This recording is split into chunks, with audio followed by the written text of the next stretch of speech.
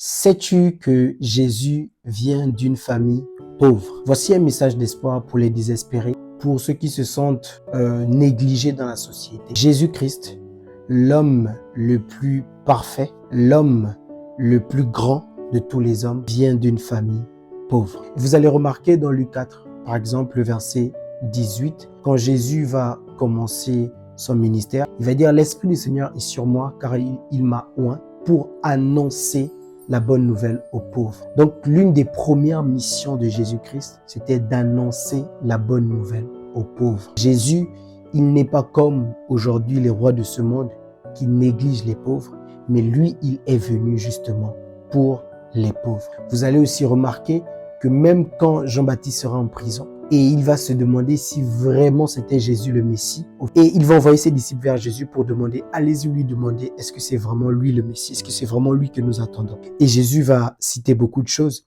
Il va dire, et il va aussi dire, allez-y lui dire que la bonne nouvelle est annoncée aux pauvres. Pour lui dire que voici un signe, voici le signe que le Messie est arrivé, que le Sauveur est arrivé. C'est que maintenant, les pauvres auront une place dans la société. Quand je dis dans la société, c'est-à-dire que Jésus va maintenant venir dans la société des hommes et va donner une place aux pauvres. C'est-à-dire il va s'occuper des pauvres. Il va les regarder, il va leur annoncer la bonne nouvelle. Et Jésus lui-même, il vient d'une famille pauvre. Quand on lit par exemple Luc 2, à partir du verset 22, on va voir que Marie, la mère de Jésus, comme une bonne juive, doit apporter des sacrifices pour sa purification après la naissance d'un enfant mâle. La loi disait dans Luc 12, on peut voir à partir du verset 8, on peut voir le verset 8 par exemple, justement, la Bible va nous dire que pour ceux qui n'ont pas de moyens,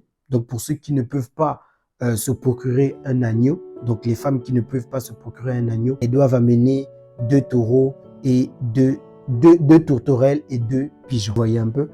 Et justement, Luc 2, le verset 24, nous dira que Marie a apporté justement 2 pigeons et 2 tourterelles. Donc, ce qui prouve qu'elle fait partie de ces femmes-là qui n'avaient pas des moyens de s'acheter un agneau et qui avaient juste des moyens pour s'acheter beaucoup de tourterelles et de pigeons. Ce qui prouve que Marie était modeste et Jésus sort de cette famille. Son père était charpentier, mais il n'avait pas assez de moyens. Donc voici un message d'espoir pour toi qui m'écoutes, dont la famille n'a pas forcément assez de moyens, qui n'a pas aujourd'hui de moyens, à se dire qu'il y a un espoir. Jésus aussi est venu pour toi. Et Jésus aussi a commencé dans la situation dans laquelle tu te trouves. Mais laisse-moi te dire que Jésus n'est pas aussi resté dans cette situation. Il s'est battu pour y arriver.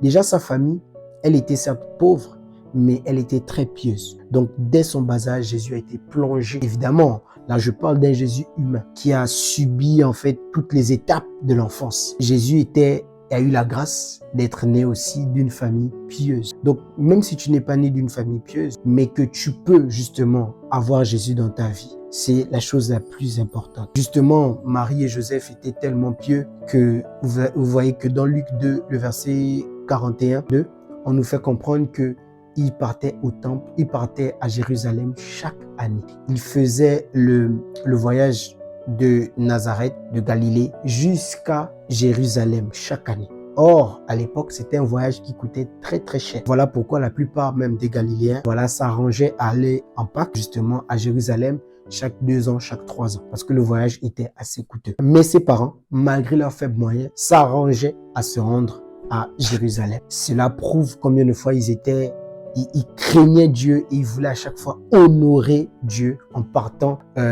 participer aux fêtes solennelles que Dieu avait mis en place pour son peuple. Voilà, à Jérusalem, chaque année pour les Juifs.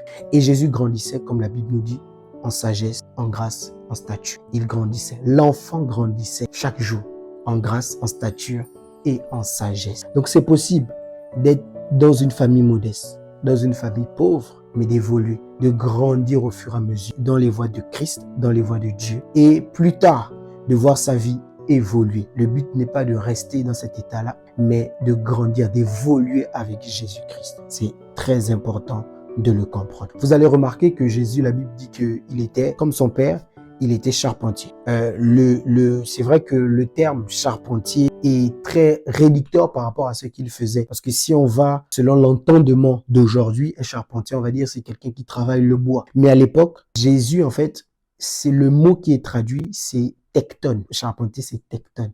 Et quelqu'un qui était tectone à l'époque, c'était quelqu'un qui savait tout faire dans une maison. C'est pour nous dire que malgré notre pauvreté, malgré peut-être être né dans une famille pauvre, Jésus nous encourage au travail. Jésus nous encourage à savoir, à chercher à faire quelque chose de nos mains afin de grandir. Et surtout, ne pas oublier la sagesse de Dieu. Donc, de grandir en sagesse, de grandir en statut, donc dans les voies de Dieu, de grandir dans la ressemblance à Christ, dans le caractère, le travail. Parce que dans le caractère de Christ, il y a aussi le travail, il y a la souffrance. Jésus était un homme habitué à la souffrance, comme nous dit le prophète Ésaïe. Vous voyez un peu? Mais c'était un homme qui travaillait, qui bossait.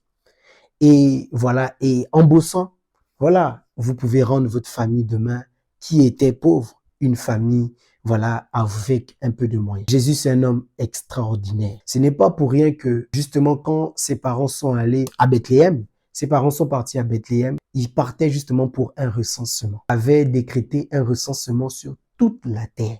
Sur toute la terre. Donc, tous les hommes de la terre devaient être comptés. Et c'est dans ce sens que Marie et Joseph se rendent à la capitale, à Jérusalem et à Bethléem pour se faire recenser, si je puis dire. Donc, et c'est à ce moment-là que Marie, voilà, Jésus décide de naître, de venir au monde. C'est très prophétique, évidemment, cet instant-là. C'est-à-dire que c'est un moment, ils sont venus pour un moment qui concerne tous les hommes. Et c'est à ce moment-là que Jésus vient au monde. Parce que l'histoire de Jésus concerne le monde entier. L'histoire de Jésus concerne tous les hommes. Toi qui m'écoutes, l'histoire de Jésus te concerne. C'est très important de le comprendre. Tu vois? Et voilà, Jésus va grandir, grandir, grandir. Et même lors de sa naissance, vous allez remarquer que sa mère qui était modeste, son père qui était modeste, donc on va dire pauvre, c'est à cause de la naissance de Jésus qu'ils ont certainement vu pour une fois ou de l'or.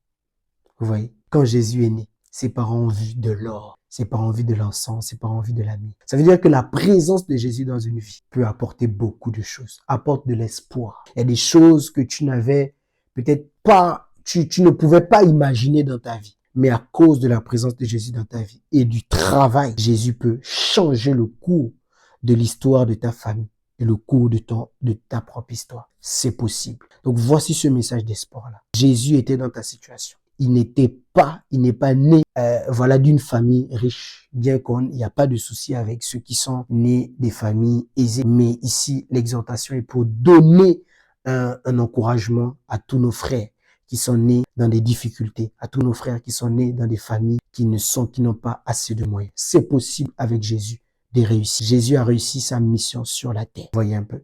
Quand Marie avait Jésus dans son ventre, sa sœur Élisabeth a dit: tu es bénie parmi toutes les femmes. Donc la présence de Jésus dans la vie de Marie annonce la bénédiction. La présence de Jésus dans la vie d'un homme annonce la bénédiction. Oui, parce que la Bible va dire que la bénédiction de l'Éternel enrichit et elle ne se fait suivre d'aucun chagrin. La véritable bénédiction de l'Éternel, c'est Jésus-Christ. Et c'est cette bénédiction-là qui enrichit. Et elle enrichit de plusieurs manières. Déjà, elle te donne la paix, elle te donne l'amour, elle te donne la joie, mais elle enrichit aussi parce que Dieu prend soin de toi. Mauvais père que vous êtes, vous savez devenir des bonnes choses à vos enfants. À combien plus forte raison, notre Père céleste, notre Père qui est dans les cieux. Donc Jésus prend soin de ses enfants. C'est un Père responsable. Mais il faut la foi, il faut la persévérance et il a des moyens de prendre soin de ses enfants. Et un de ces moyens principaux avec lequel il prend soin de ses enfants, c'est en donnant du travail, c'est en donnant le courage et la force à ses enfants d'aller chercher du travail, de travailler. Que le Seigneur te bénisse. Courage à toi. Jésus était un héros et un héros jusqu'aujourd'hui, malgré qu'il n'est pas né dans les bonnes conditions, malgré qu'il n'est pas né dans les meilleures conditions, ou malgré qu'il soit né simplement dans une famille modeste. Jésus a réussi sa mission sur la terre. Que Dieu te bénisse, mon frère. Que Dieu te bénisse, ma sœur. Amen.